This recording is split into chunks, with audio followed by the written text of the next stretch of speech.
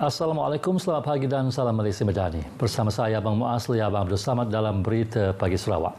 Sarawak akan menggunakan pakai Sistem Binaan Berindustri IBS bagi pembangunan projek hartanah terutama untuk projek perumahan, komersial dan infrastruktur. Premier Datuk Petinggi Tan Sri Abang Johari Tun Oping berkata bagi projek perumahan, tumpuan akan diberikan bagi memenuhi permintaan rumah mampu milik untuk golongan B40 dan M40 di kawasan bandar dan luar bandar berikutan penggunaan IBS memenuhi kehendak alam sekitar dan rumah yang berkualiti.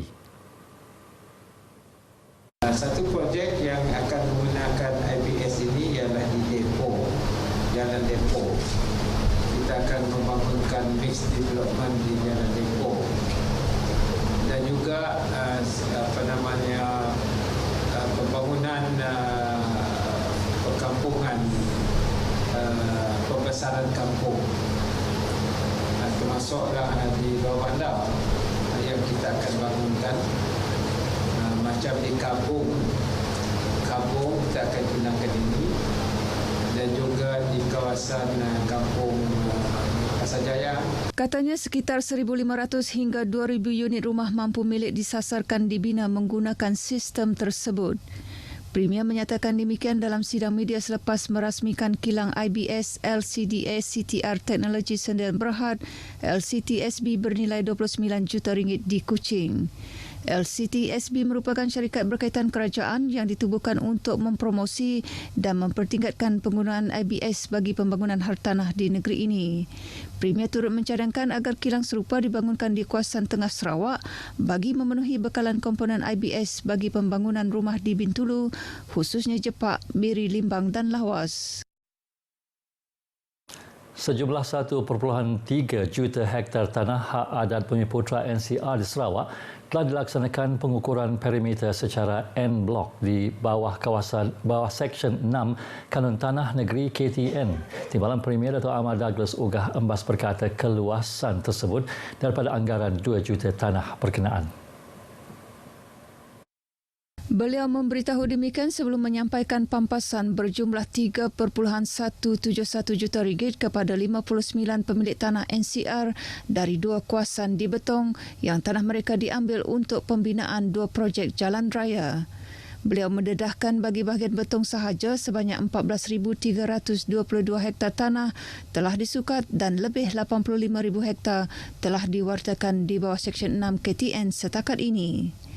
Keluasan itu daripada sejumlah 174,342 hektar yang dimohon oleh pemiliknya untuk diukur. Walau bagaimanapun, kira-kira 16,900 hektar tanah lagi pemiliknya menolak untuk tujuan berkenaan disebabkan hasutan oleh pihak tertentu. Datuk Ahmad Douglas mengulangi bahawa pengukuran di bawah Seksyen 6 adalah pilihan yang lebih cepat untuk mengasingkan tanah NCR Tulen daripada tanah negeri. Kerja-kerja pembinaan bangunan depo rembus untuk sistem pengangkutan bandar Kuching KUTS bermula semalam.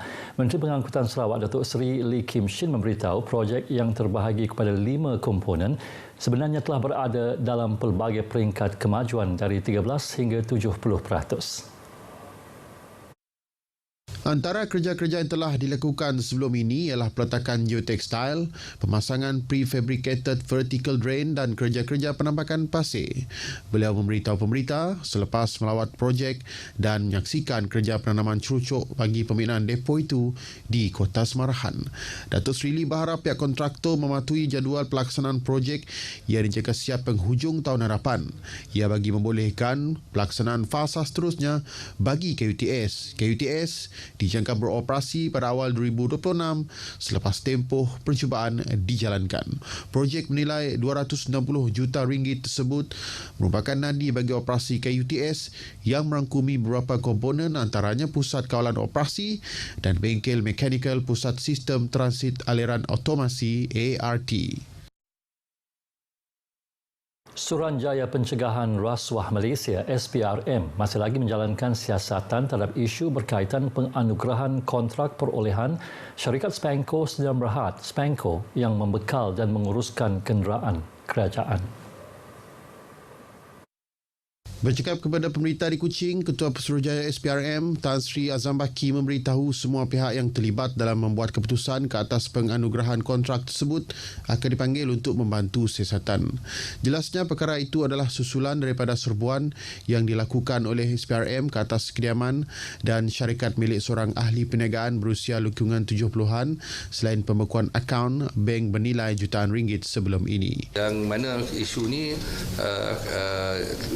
yang dilaporkan kepada SPRM yang menjadi pertikaian tentang pembatalan kontrak berkenaan, LOI berkenaan pada satu syarikat dan bagaimana pula syarikat Spenco mendapat projek berkenaan, dan juga ada dilaporkan juga daripada peringkat mula dahulu bagaimana syarikat ini boleh mendapat kontrak daripada dahulu hingga ke sekarang. Itu juga menjadi concern kepada siasatan kami. Tambahnya, beberapa individu sudah dipanggil untuk memberi keterangan, manakala pihaknya akan terus mengumpul maklumat serta bukti dalam siasatan kes berkenaan. Kementerian Perdagangan Dalam Negeri KPDN Sarawak menggerakkan 189 pegawai penguatkuasa dan 97 pegawai pemantau harga di lokasi strategik seluruh negeri bersempena pelaksanaan skim harga maksimum musim perayaan SHMMP Tahun Baru Cina ini. Ketua Pegawai Penguatkuasa Negeri KPDN Sarawak Peter J. Berinus Agam berkata para pegawai berkenaan akan memantau keberadaan bekalan dan pematuhan serta pemeriksaan di pasar awam, pasar basah dan pasar raya.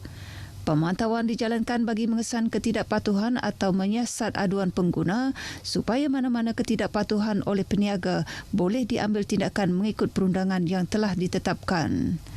SHMMP Tahun Baru Cina berkuat kuasa selama 9 hari bermula semalam hingga 14 Februari depan. Sebanyak 11 jenis barangan harga terkawal diwartakan bagi pelaksanaan skim berkenaan termasuk udang putih, lobak putih import dan ikan baul putih. Peter menyatakan demikian semasa mengadakan walkabout meninjau pelaksanaan SHMMP Tahun Baru Cina di sebuah pasar raya di Kuching. Sejak 1 Januari hingga Isnin lepas, pegawai penguatkuasa KPDN Sarawak telah menjalankan pemeriksaan ke atas 6,878 premis menghasilkan 96 kes dengan nilai kompaun RM12,200 serta anggaran nilai sitaan RM4.4 juta. Program memasyarakatkan koperasi medani atau satu inisiatif Institut Koperasi Malaysia IKMA untuk meningkatkan kefahaman masyarakat terhadap peranan koperasi dalam membangunkan ekonomi komuniti dan negara. Ketua Pengarah IKMA, Datuk Muhammad Ali Mansur berkata program tersebut juga sebagai ruang mempromosikan kelebihan koperasi selain menghebahkan dasar kerajaan serta perkhidmatan dan produk yang ditawarkan oleh agensi di bawah Kementerian Pembangunan Usahawan dan Koperasi KUSKOP.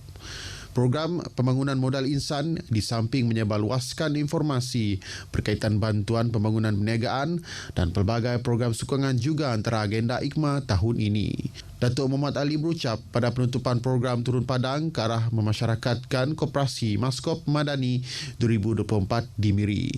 Program Turun Padang tersebut turut membicarakan tentang transformasi gerakan koperasi ke arah pendigitalan melalui Pelan Tindakan Digital Koperasi DigiKop 2030.